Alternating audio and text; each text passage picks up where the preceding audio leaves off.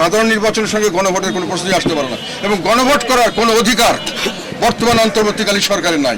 কোনো কেয়ারটেকার বা অন্তর্বর্তীকালীন সরকার কখনোই কোনো গণভোট ডাকতে পারে না। একটি নির্বাচিত সরকারই শুধু গণভোট করতে পারে, একটি নির্বাচিত সংসদই শুধু যে কোনো সংস্কার করতে পারে আইনগতভাবে। কাজে এই সমস্ত কাজ আমি মনে করছি বেআইনি না। আমার ধারণা এগুলো একদিন প্রমাণ হবে যে এগুলো দেশদ্রোহিতা।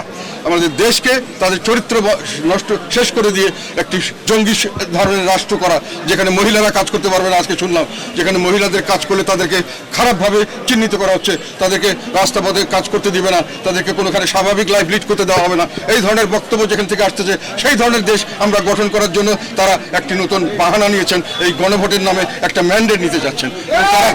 তারা শক্তি প্রদর্শন করছেন, বিভিন্ন জায়গায় ভয়ভীতি প্রদর্শন করছেন, এবং এই মব তৈরি করে একেবারে সম্পূর্ণ পরিকল্পিতভাবে মানুষকে হত্যা করছেন, মানুষের ব্যবসা প্রতিষ্ঠান ধ্বংস করছে, মিল ফ্যাক্টরি ধ্বংস করছে, তাদেরকে শুধু হুমকি দিয়ে তাদের মাধ্যমে তাদের নিজের পছন্দ মতো দেশ তৈরি করার জন্য।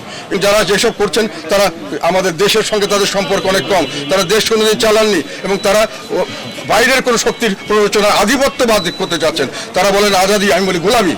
তারা একটি দেশের গোলামি করবার জন্য সেই দেশের আছে করতে যাচ্ছেন। তারা বলেন ইনসাফ, তারা করছে চরম বেইনসাফ, যেখানে চিহ্নিত খুনি, যারা খুনি হিসাবে বিচার হয়ে গেছে তাদেরকে ছেড়ে দেওয়া হচ্ছে, আর নিরহ অপরাধ মানুষকে নামে অজ্ঞাতনামা মামলা দিয়ে, বিভিন্ন ধরনের মামলা দিয়ে তাদেরকে জেলে দেওয়া হচ্ছে। সর্বক্ষেত্রে একটা অন্যায় অবিচার চলছে। আমাদের বাসা ঘরবাড়ি আটক ধ্বংস করার জন্য আক্রমণ করা হচ্ছে, আবার আমাদের নামে মামলা দেওয়া হচ্ছে। এইরকম ধরনের বেইনসাফ আমরা চাই না। আমরা একই সঙ্গে আমরা যদি আন্দোলনের কথা বলেন, যেটা বলছে ইনকিলাব, সেই আন্দোলন আমাদেরকে করতে হবে। এই ইনকিলাব হবে এই যারা ইনকিলাবের নামে যারা দেশ ধ্বংস করার চেষ্টা করছেন তাদের বিরুদ্ধে হবে আমাদের সংগ্রাম।